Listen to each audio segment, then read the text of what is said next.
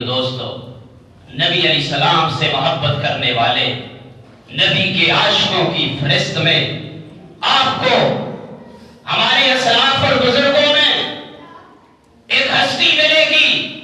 جسے تاریخ امیر شریعت سید عطا اللہ شاہ بخاری کے نام سے یاد کرتی ہے کہ جس کی زندگی کا اکثر حصہ کبھی جیل میں ہوتا تھا یا ریل میں گزرتا تھا۔ عطا اللہ شاہ بخاری کون نہیں جانتا، انگریز کی آنکھوں میں آنکھیں ڈالنے والا وہ امیر شریعت سید عطا اللہ شاہ بخاری ابھی رہائی ہوئی تھی، گھر پہنچے تھے، کھانا کھا رہے تھے، دروازے پہ دستک ہوئی، دوبارہ گرفتاری کے وارنٹ جاری ہو گئے۔ عطا اللہ شاہ بخاری کو گرفتار کیا۔ اب دیکھ رہے ہیں کہ بیوی سے کافی عرصے کے بعد ملاقات ہوئی، بچوں سے کافی عرصے کے بعد ملاقات ہوئی۔ اب بیوی کیا کہے گی، کس سے واسطہ پڑا ہے، کیسا مولوی ہے، کبھی یہ جیل میں ہے، کبھی ریل میں ہے، گھر میں تو وقت ہی نہیں ملتا،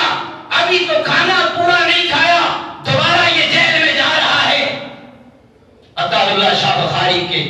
ذہن میں تخیل میں یہ واقعات چل رہے ہیں، اور تسلی کے لیے اپنے بیوی سے ایک جملہ کہا، فرمانے لگے، اے میری رفیقہ حیات، اے میری رفیقہ ہم سفر، یہ سمجھنا کہ عطا اللہ لمبے سفر پہ گیا ہے، زندگی نے ساتھ دیا تو ملاقات ہو جائے گی،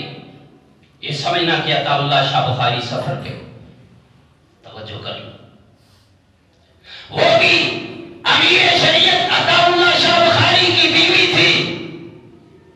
عام عورتوں جیسی نہیں تھی، ایمان اور تقوی اور طہارت اور نبی سے محبت کرنے والی عورت کیا کہتی ہے، میرے اور آپ کے لیے بڑا سبق آموز ہے۔ اس عورت نے کہا، عطا اللہ، اے عطا اللہ، اے شاہ بخاری، شاہ صاحب جاؤ بڑے شوق سے، لیکن نبی کی ناموس پہ، نبی کی ختم نبوت پہ کمپرومائز کر کے لانا، سودے بازی کر کے لانا، دغا بازی کر کے لانا۔ شاہ صاحب جاؤ بڑے شوق سے جاؤ، شہید ہو گئے، مر کے تمہارا جنازہ آیا،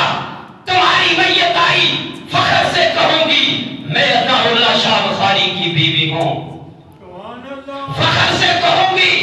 شاہ صاحب کی میں بیوی ہوں، اور میں اپنے دوپٹے کو تیرے لیے کفن بناؤں گی۔ جاؤ بڑے شوق سے سودے بازی کر کے بک کے آگے،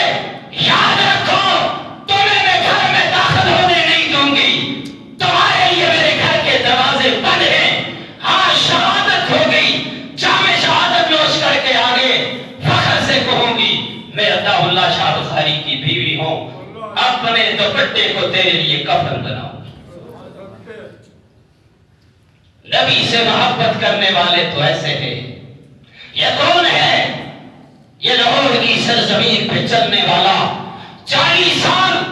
قال اللہ و قال الرسول کی صدائیں بلند کرنے والا، جسے امام الاولیاء، اللہ کا ولی کہا جاتا ہے، جسے تاریخ احمد علی لاہوری کے نام سے یاد کرتی ہے۔ وہ احمد علی لاہوری انگریز گرفتار کر کے لے جاتا ہے، برف کے علاقوں میں لٹا دیتا ہے، لاہوری بے ہوش ہو کر گر جاتا ہے۔ احمد علی لاہوری کو برف کے علاقوں میں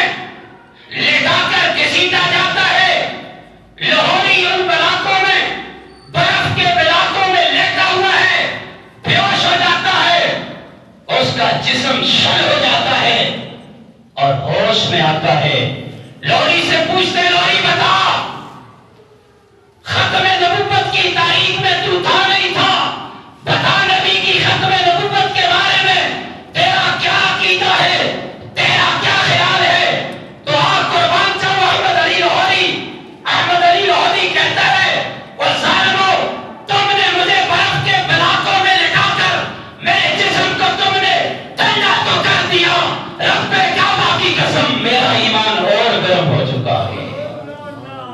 تم نے میرے جسم کو صرف ٹھنڈا کیا، میرا ایمان اور مضبوط ہو چکا ہے۔ وہ احمد علی لاہوری، جب آپ کا انتقال ہوتا ہے تو آپ کی قبر سے خوشبو آتی ہے۔ 6 مہینے تک امام بخاری رحمہ اللہ، جنہوں نے بخاری شریف لکھی، ابن حجر اسقلانی جنہوں نے شرح لکھی بخاری کی، وہ فرماتے ہیں ہم نے دیکھا کہ امام بخاری کی قبر سے خوشبو آ رہی تھی، یا ہم نے دیکھا کہ احمد علی لاہوری کی قبر سے خوشبو آ رہی تھی۔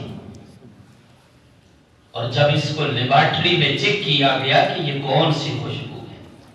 فرمایا کہ یہ دنیا کی خوشبو نہیں تھی، یہ جنت کی خوشبو، جس کے جنازے کو دیکھ کر ہزاروں سکھ اور ہندوؤں نے کلمہ پڑھا، مسلمان ہو گئے،